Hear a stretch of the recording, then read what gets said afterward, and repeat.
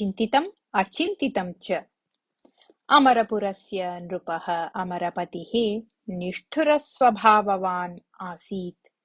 सः सर्वदा स्वचिन्तनानुसारम् एव निर्णयं स्वीकरोति स्म, न तु अन्येषाम् अभिप्रायस्य अनुगुणम्। आस्थाने मन्त्री भवेत् इति सम्प्रदायः आसीत् इति कारणतः कञ्चित् वृद्धं तस्मिन् स्थाने नियोजितवान् आसीत् राजा। कस्मिंश्चित् अपि विषये तस्य अभिप्रायं न पृच्छति स्म सः। कदाचित् गुप्तचराणां द्वारा अमरपतिः ज्ञातवान् यत् राज्ये बहुजनाः सुखेन सन्तृप्त्या च न सन्ति इति। तस्मिन् विषये अपि सः केनचित् अपि सह चर्चां न कृतवान्। प्रजानाम् असन्तृप्तेः कारणं मया एव ज्ञातव्यम् इति चिन्तयन् सः वेषान्तरं धृत्वा नगरपर्यटनार्थं गतवान्।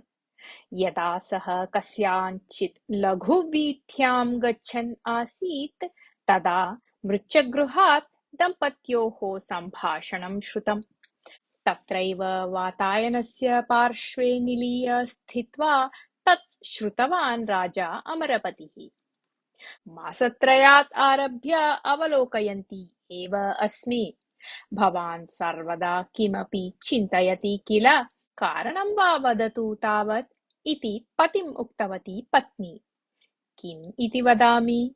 चिन्तितम् एकमपि कार्यपथं न आगच्छति इति उक्तवान् पतिः।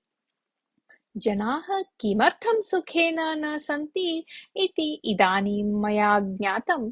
ते यथा चिन्तयन्ति तथा न भवति, अतः एव ते असन्तृप्ताः सन्ति इति चिन्तितवान् राजा अमरपतिः। ततः प्रासादं गतः अमरपतिः आरात्रि एतं विषयम् अधिकृत्य एव चिन्तितवान्। ततः सः निर्णीतवान् यत् कांश्चन जनान् आहूय ते यथा चिन्तयन्ति तथैव कारयित्वा ते सन्तुष्टाः भवन्ति वा न वा इति अवलोकनीयम् इति। अनन्तरदिने यदा अमरपतिः स्नानं समाप्य आगतः तदा सेवकः रजतचषकेण क्षीरम् आनीय तस्मै दत्तवान्। परन्तु दानात् पूर्वं सेवकः क्षीरं सम्यक् न अवलोकितवान् स्यात्। क्षीरं नष्टम् आसीत्।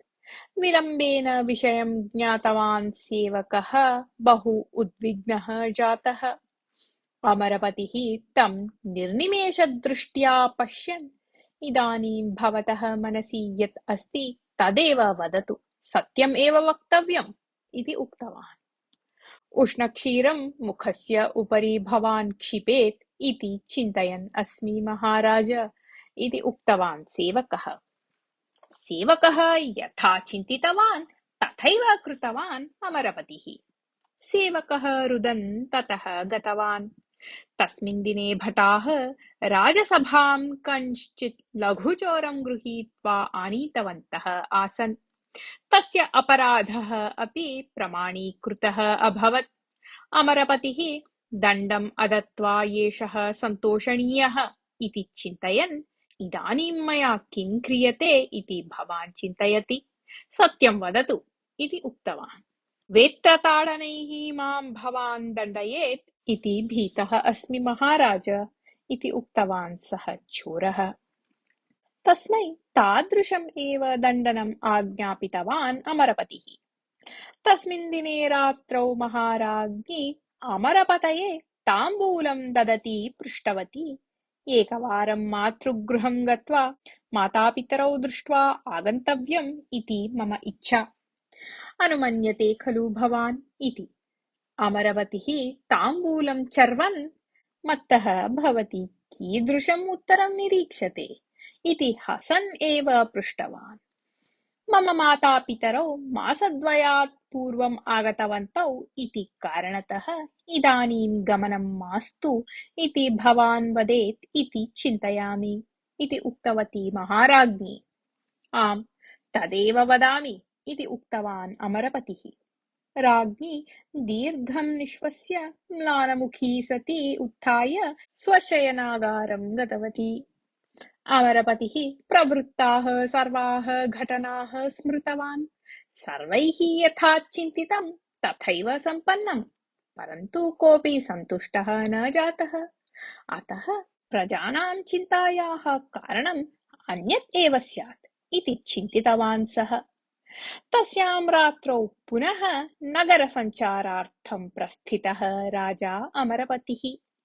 एतस्मिन् अवसरे बृहद्भवनस्य पुरतः तृणानाम् उपरि आसन्दे उपविष्टवन्तौ दम्पती दृष्टौ तेन। तत्रैव पार्श्वे स्थित्वा तयोः सम्भाषणं श्रुतवान् राजा। एतेषु दिनेषु भवान् पूर्ववत् उत्साही न दृश्यते, सर्वदा चिन्ताक्रान्तः इव दृश्यते। एतस्य किं वा कारणम् इति पृष्टवती पत्नी। ततः पतिः उक्तवान्, एतेषु दिनेषु मम जीवनं यान्त्रिकम् अभवत्। जीवने किमपि परिवर्तनं न दृश्यते। अचिन्तितं किमपि जीवने क्वचित् भवति चेत् एव वरं स्यात् इति। यदि अचिन्तितं भविष्यति तर्हि जनाः सन्तुष्टाः भवन्ति इति ज्ञातवान् राजा अमरपतिः। अनन्तरदिने अन्येषां मनसि यत् अस्ति तत् ज्ञात्वा तस्य विरुद्धं कारयित्वा जनाः सन्तोषणीयाः इति चिन्तितवान्। अनन्तरदिने सभागमनसमये सेवकेन आनीते करांशुके स्कन्धभागे किञ्चित् छिद्रम् आसीत्। यदा राज्ञा तद्धृतं तदा तज्ज्ञातम्। सेवकः भीत्या, क्षम्यतां महाप्रभो, अन्यत् वस्त्रम् आनयामि इति उक्तवान्। इदानीं मया किं क्रियते इति भवान् चिन्तयति इति पृष्टवान् अमरपतिः। मां भवान् दण्ड्येत् इति। एतेन वेषेण निश्चयेन सभां न गमिष्यति इति च अहं चिन्तितवान् इति उक्तवान् सेवकः। भवन्तं न दण्डयामि, एतेन एव वेषेण सभां गच्छामि इति उक्त्वा अमरपतिः आस्थानं प्रति गतवान्। आस्थाने यदा कार्यक्रमाः प्रचलन्तः आसन् तदा मन्त्री कदाचित् लघुनिद्रामग्नः अभवत्। एतत् अवलोकितवान् अमरपतिः पार्श्वे स्थितं सूचितवान् यत् मन्त्रिणं जागरयतु इति। सः तथैव कृतवान्। क्षम्यतां महाराज इति वदन् आसन्दे सम्यक् उपविष्टवान् मन्त्री। महामन्त्रिन्, इदानीं मया किम् उच्यते इति चिन्तितवान् अस्ति भवान् इति पृष्टवान् अमरपतिः। अनिरीक्षितम् एतं प्रश्नं श्रुत्वा आश्चर्यचकितः मन्त्री उक्तवान्, मम आस्थाने कुम्भकर्णसदृशः मन्त्री अस्ति इत्येतत् लज्जास्पदविषयः इति भवान् वदेत् इति। मन्त्रिणः चिन्तनस्य विरुद्धम् एव वक्तव्यम् इति चिन्तयन् राजा, तथा नास्ति, भवादृशः मन्त्री अस्ति इत्येतत् तु अभिमानस्य विषयः इति उक्तवान्। तस्य वचनं श्रुत्वा सभासदः सर्वे हसितवन्तः। उपहासरूपेण राजा तत् वचनम् उक्तवान् इति भावितवान् मन्त्री अवमानेन खिन्नः जातः। तस्मिन् दिने सायंकाले राजा अमरपतिः उद्याने अटन् आसीत्। तदा वायोः कारणतः पाटलसस्यस्य कण्टकं राज्ञः पादे लग्नम् अभवत्। वाटिकायाः वृद्धरक्षकः धावन् आगत्य कण्टकं दूरे क्षिप्त्वा, क्षम्यतां महाराज, पुनः कदापि एतादृशः लोपः यथा न भवेत् तथा जागरूकः भवामि इति विनयेन उक्तवान्। यत् प्रवृत्तं तदर्थं मया किं क्रियते इति चिन्तयति भवान् इति वृद्धरक्षकं पृष्टवान् राजा। वृद्धः निमेषद्वयं यावत् चिन्तयित्वा, पाटलोद्याने एतादृशानि कण्टकानि सहजानि एव, वार्धक्यकारणतः उद्याने सम्यक् कार्यं कर्तुं न शक्नोति एषः इति अचिन्तयन् भवान् माम् उद्योगच्युतं न कुर्यात् इति च अहं चिन्तयामि इति उक्तवान्। न, तत् एव क्रियते मया, भवतः स्थाने कञ्चित् युवकं नियोजयामि इति उक्त्वा अमरपतिः वृद्धस्य अश्रूणि अपि अपश्यन् ततः प्रासादं गतवान्। तस्मिन् दिने रात्रौ महाराज्ञी पुनः अपि एकवारं राज्ञः पुरतः मातृगृहगमनप्रस्तावम् उपस्थापितवती। मम मातुः आरोग्यं सम्यक् नास्ति इति स्वप्नः दृष्टः मया, अतः एकवारं मातरं दृष्ट्वा आगमिष्यामि इति उक्तवती महाराज्ञी। मत्तः कीदृशम् उत्तरं लभ्येत इति चिन्तयति भवती इति पृष्टवान् राजा अमरपतिः। तदा महाराज्ञी हसन्ती पुनः पुनः पृच्छन्ती अस्ति इति कारणतः गच्छतु इत्येव भवान् वदेत् इति चिन्तयामि इति उक्तवती। तथा नैव, भवत्या मातृगृहं नागन्तव्यम् इति उक्तवान् अमरपतिः। महाराज्ञी दीर्घं निश्वसति चिन्तयन्ती स्वशय्यागृहं गतवती।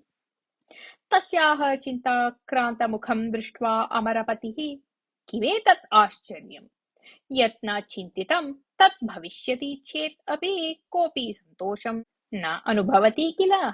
किं करोमि चेत् एते सन्तोषम् अनुभवन्ति इति पुनः चिन्तनम् आरब्धवान्। उत्तरं न प्राप्तम् इत्यतः रात्रौ निद्राम् अपि न प्राप्तवान् सः।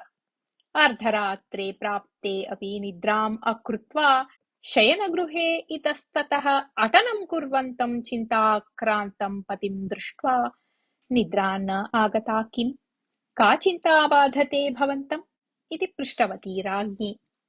स्वेन चिन्तितं पत्नीम् ऐदम्प्राथम्येन उक्तवान् अमरपतिः। प्रवृत्तं सर्वं ताम् उक्त्वा चिन्तितम् एव यदा सम्पन्नं तदा अपि जनाः सन्तोषं न अनुभूतवन्तः। यत् नाचिन्तितं तत् यदा सम्पन्नं तदा अपि ते सन्तोषं न अनुभूतवन्तः।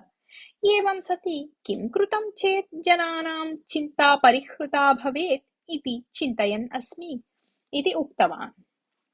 तदा महाराज्ञी हसन्ती जीवने यद् भविष्यति तत् निरीक्षितं वा भवतु अनिरीक्षितं वा भवतु सर्वदा सन्तोषाय एव कल्पते इति नास्ति एव।